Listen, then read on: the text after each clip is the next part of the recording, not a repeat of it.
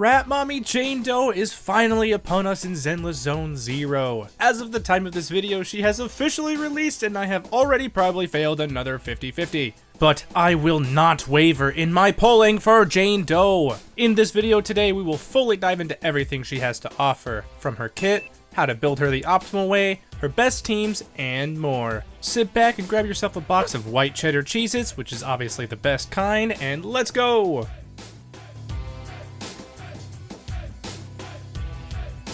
As a reminder, all of the content you see in this video is recorded on the creator beta server. Because the content is solely based on the test version, it might in fact change for the online results and values on Jane Doe's release, although probably pretty minor. Thank you very much for Hoyoverse for granting early access. With that being said, let's check out Jane Doe. Let's begin here by demonstrating her kit and power, as well as her optimal usage. Then we will be able to further dive into her value as a meta standpoint and from a free-to-play player perspective. Rat Mommy is our upcoming S-rank physical anomaly character in the second half of 1.1. Jane will primarily focus on a couple of mechanics to really make her shine, and the first of these is the passion state. You see this little meter right here under her face? Well, every attack of Jane's, as well as a defensive assist or perfect dodge, will cause this meter to increase until it finally turns into passion state. In this mode, Jane's physical anomaly buildup rate is increased by 25%, and for every one stat point above 120 anomaly proficiency for Jane Doe, her attack will increase by 2 up to a maximum of 600. Any attacks that deal damage will cause this passion stream to deplete. However, perfect dodges, defensive assists, as well as her basic attack Sao Chow Jump will increase the meter. A little bit more on this in a little bit. Before we hop into the actual moveset, let's switch it up and start talking about some core passives because they're both pretty stinking good. Insight states that when Jane's attacks hit an enemy, they will enter a nod state. Lucky them, because who wouldn't want to be in the nod state from Miss Jane Doe? And yes, I hope you all are very ready for a lot of down battery. Basically, this just means if any squad member causes assault and flinch, the flinch portion will be extended by 5 seconds. As a reminder, flinch is the second part of the physical attribute anomaly, which increases the daze that enemy takes. Additionally, assault damage has a chance to crit. At level 1 of the passive, the crit rate is 25%, 40 at max, and a flat crit damage of 50 no matter what level. However, each point of our beloved rat's anomaly proficiency further increases crit rate by 0.11%, 0.16 at max. For reference, this free-to-play friendly build that I tested on Jane has an anomaly proficiency of 401. With our quick math abilities, we can see that is already a 44% crit rate increase because of that passive. In other words, simplifying this beast of a passive, Jane already does a lot of assault damage and frequently. That's a lot of damage! With the passive, the anomaly damage and overall daze is further increased with a chance to crit. And holy does it ever. I mean, just look at this damage to Nineveh in the Inferno Reap mode. Jane's second passive we will discuss a bit more in the team synergy section, but for now, just remember that this is activated with another anomaly agent or of the same squad. It's a flat increase of 20% physical anomaly buildup rate for Jane. Additionally, when the enemy is affected by physical anomaly, it increases by another 15%. You'll see the absolute destruction this causes throughout the gameplay on this video. Jane's basic attacks are all pretty standard, depending on if you're in the passion state or not. If you aren't in this state, her normal basic attack is called Dancing Blades, simply dealing 6 frontal attacks, dealing physical damage. Like stated previously, in the passion state, Jane Doe acquires stronger moves, all building to massive physical and assault damage. Additionally, Sao Chow Jump is a one-time use enhanced basic attack when you enter this state. When you have an activation indicated by this dot next to her passion meter, you will hold down the basic attack button to activate it. The longer you hold the button, the longer the duration of the move. Releasing it will cause the finishing strike to finish early. Anti-interrupt is increased and Jane takes 40% reduced damage. Full invulnerability is granted during the final strike. The main calling card of Sao Chow Jump jump is both of course the massive amounts of anomaly, as well as the increase to the passion stream meter. Jane's specials are the most straightforward part of her kit. Aerial Sweep is the form without energy and will just simply do physical damage with increased anti-interrupt level. EX Special Aerial Sweep Tail Swipe is the enhanced energy using form, leaping into the air and launching a series of kicks and sweeps, dealing increased physical damage. Also, it kinda seems like every time I use the EX Special, it basically is an automatic assault activation. My favorite rat also has the most interesting dodge mechanics in the game. Firstly, she actually has 2 full dodges outside of the passion state. While in the passion state, she can actually use this to pass through enemies in front of her while dodging. Her dash attack Edge Jump is the regular form. Granted, I almost never use the regular form because I'm pretty much always wanting to do dodge counters on Jane. But here's where it's a little bit interesting. If you use it after Jane's first dodge, she will have a separate animation than if you do it after the second dodge. Through my testing, I have found that using dash attack after the second dodge is slightly better, but ultimately this is kind of just a cool little extra thing to not really concern yourself about in the general flow of her gameplay. Also, no matter what dash attack you use, inside or out of the passion state, you will always be dealing physical damage, of course. Her dash attack Phantom Thrust is her passion state version and will simply just deal the 3 quick slashes. She also has the 2 different dodge counter animations depending on passion state or not as well. Outside of the passion state, Swift's Shadow changes based on if it's used after this first or second dodge, similar to the regular dash attack. The more important move is Swift Shadow Dance, the perfect dodge form in the passion state. This may sound a little complicated, but really it breaks down to this. During the general rotation of using Jane, you want to be using a lot of dodge attacks to continually replenish and stay in the passion state. Like stated before, in my testing I never really saw a massive difference between either the first or second dodge attacks. It's just kind of an extra neat mechanic to deal with different boss attack patterns, in the grand scheme of things. When you have 3000 decibel rating, aka max, you know what time it is. Press Q to activate Final Curtain. Our rat waifu will slash enemies in a pretty massive area, dealing huge physical damage. But my friends, there is one more important thing we must remember about this ultimate. Immediately after you use it, Jane will get max passion stream. In fact, in what I found to be an optimal rotation, I would use this ultimate right when my passion state ended to immediately get it back, as well as another charge of Sao Chow Jump. With how good her kit is, we can now figure out how valuable Jane is as a unit for any player. Of course, with her being an absolute rat mommy, that alone should be enough reason you spend your entirety of polychrome savings.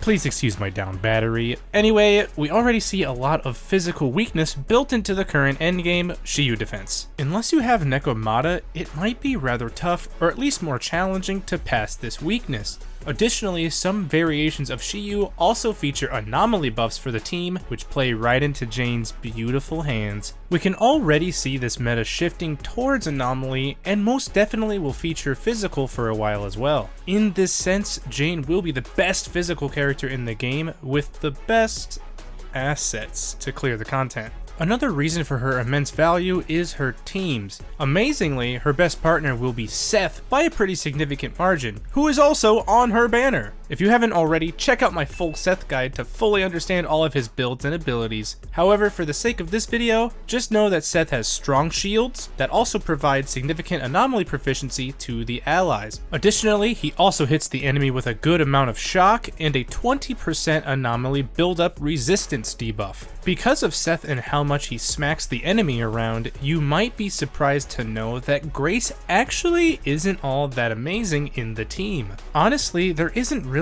a perfect third teammate yet, probably until we get the future characters. Sadly, since Jane wants the spotlight or to be the star of the show, aka on the field the longest, rotations with Grace are not as optimal as originally anticipated. This is the same for the other anomaly units too, like Piper. It really just boils down to these characters being on the field, which will in turn deplete Jane's damage and overall utility. Currently, the common thought is to just use Ching Yi if you have her. While she is also a really good teammate and very good in her own right, she still isn't the best for Jane either. Admittedly, the extra stun damage multiplier is really nice, but Chingy also wants to be prominent on the field, getting those stacks of subjugation and constantly doing immense days. My current record on Nineveh is still 64 million damage on complete free-to-play builds for Grace, Jane, and Seth. This was about the same for Chingy, and ultimately there really wasn't a big difference. The extra multiplier was nice, but really you're just going to be cycling between Jane and Seth for 95% of your fights anyway.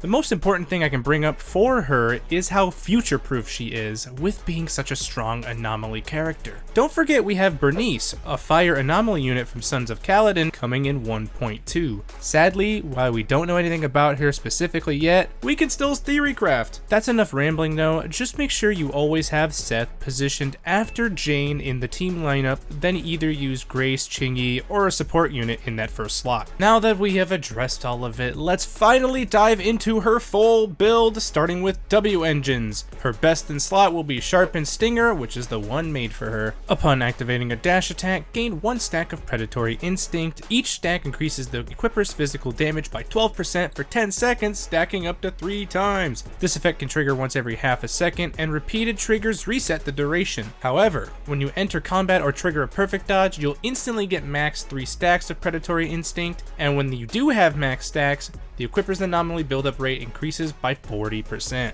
In other words, just for using Jane, you'll get a 36% physical damage boost, as well as a 40% anomaly buildup rate increase. Another S rank you can use is Grace's W engine, Fusion Compiler. It'll increase attack by 12%, and when using a special or EX special, equipper's anomaly proficiency is increased by 25 for 8 seconds, stacking up to 3 times. While this one is an option, it's much better on Grace than it is on Jane, so if you do use this one, just know that you're going to change up her playstyle a little bit. Her next best option, in my opinion, is actually the Battle Pass one, Electro Lip Gloss. When there are enemies inflicted with Attribute Anomaly on the field, the equipper's attack increases by 10%, and they deal an additional 15% more damage to the target. Ultimately, I would choose Electro Lip Gloss over Fusion Compiler, and a bonus is that the advanced stat is Anomaly Proficiency, much stronger for Jane than Pen is. For a straight up attack boost while getting extra anomaly proficiency, use another A rank, Rainforest Gourmet. For every 10 energy consumed, the equipper gains a buff that increases attack by 2.5% for 10 seconds, stacking up to 10 times. The duration of each stack is calculated separately.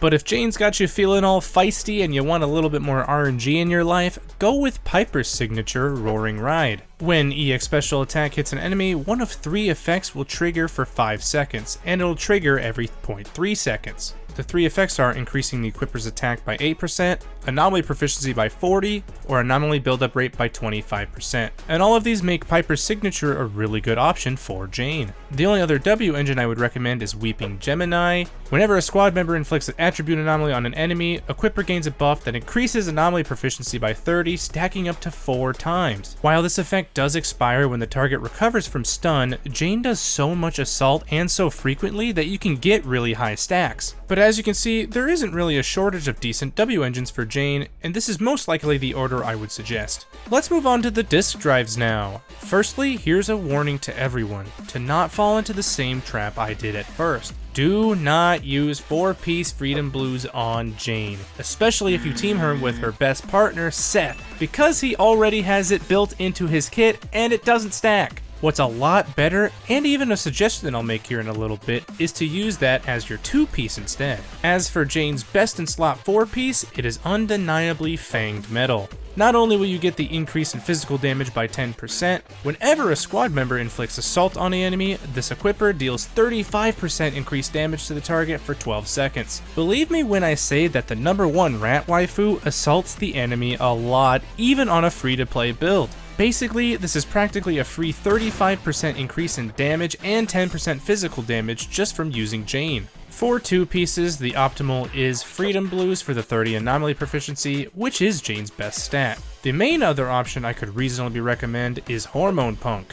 I really can't make a case for some of the crit or pen oriented ones, I just found them to be a little bit less optimal and for pretty good reason. The Fanged Metal is just really good on her. As for my wife's stat priority, remember that slots 4 through 6 are variable main stats. Slot 4 should only be anomaly proficiency and nothing else. This is true for any anomaly unit in the game currently. Slot 5 optimally would be physical damage percent, although you can get by just fine with attack percent. Slot 6 should only be anomaly mastery percentage, and it actually makes a significant difference over the next best option, attack percent. Substats follow the same guideline, start with anomaly proficiency being the best, followed by attack percent, flat attack, then pen. A quick note about our little helper friends, the Bangboos. Jang's best in slot is Officer Kui when 2 members of New Eridu Public Security are featured in your squad. However, as the future comes along and we get more physical units, especially if we get a physical support, Lucky Boo is honestly a very strong free-to-play pick,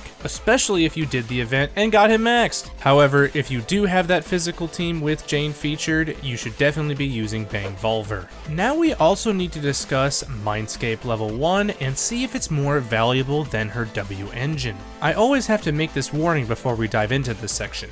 In general, having the next banner unit is almost always way better from any account standpoint than doubling down on a signature W engine or Mindscape. But on the other hand, if you're as down bad as I am for Jane, then you will have no problem spending your life savings for mommy crumbs. As a reminder, here are the stats for the Sharpened Stinger. Mindscape 1 is called Crime Council. The maximum use of basic attack Sao Chow jump is increased by 1. In the Passion state, Jane's physical anomaly buildup rate increases by an extra 15%, and each point of her anomaly proficiency increases her damage by 0.1% up to a maximum of 30%. So let's break it down. If you're like me and you're probably going for both, then you're completely based. But if you wanted to choose one, it boils down to this. 36% physical damage boost and 40% anomaly buildup rate increase from the W engine versus 15% physical anomaly buildup rate and a 30% damage increase from the Mindscape. You'll also get a lot more damage and time in the Passion state from the Mindscape since you got that extra Sao Chow jump. My main thing that I like to consider is that W engines in general will be more universal and can be used on future characters. Ultimately, I found that the W engine will provide more damage and utility in the long run. But let me be clear, both are exceptionally powerful and you will already be shredding through the endgame content. These two things just make the amazingly beautiful rat even more of a god tier unit, literally borderline game breaking. My final thoughts are as such. Jane has quickly become my favorite character in the game, and I literally just said that about Qingyi in the last early access video. It just goes to show how good all of these characters are and how much cooking happens over there at Hoyoverse HQ. Anyway, Jane's kit is amazingly powerful and fun, and quickly turned me into an Anomaly believer. I used to kinda ignore Anomaly as a whole, but after getting my hands on it, I can't really put it down. It's become my favorite playstyle, and I swear it's not just because of Jane's assets. Her build is actually pretty straightforward and rather easy. While she may not be as universal as Qingyi was in the first half, she's still very future-proof, and we won't have to worry about that dreaded power creep for a long time. In fact, she's one of those characters who won't even reach their maximum potential until more units release. I personally think that everybody can get use out of Jane Doe, especially if you want to focus on Anomaly. And there you have it for everything regarding Rat Mommy Jane Doe. Aside from wanting to be Jane's next chew toy, she is absolutely worth spending every single crumb of polychromes on her. But let me know what you think about Jane and if you're going to be pulling for her in the comments below. Additionally, feel free to make suggestions on how to improve the guides for the upcoming 1.2 characters when they become available. I really look forward to discussing more Zenless Zone Zero and these future characters with all of you. Like the video if it helped in any way, and subscribe to the channel for more fantastic content lined up. Thank you so much for watching, and remember, all it takes is one pull. Good luck on those pulls, and may all Jane wanters be Jane havers. Bye for now.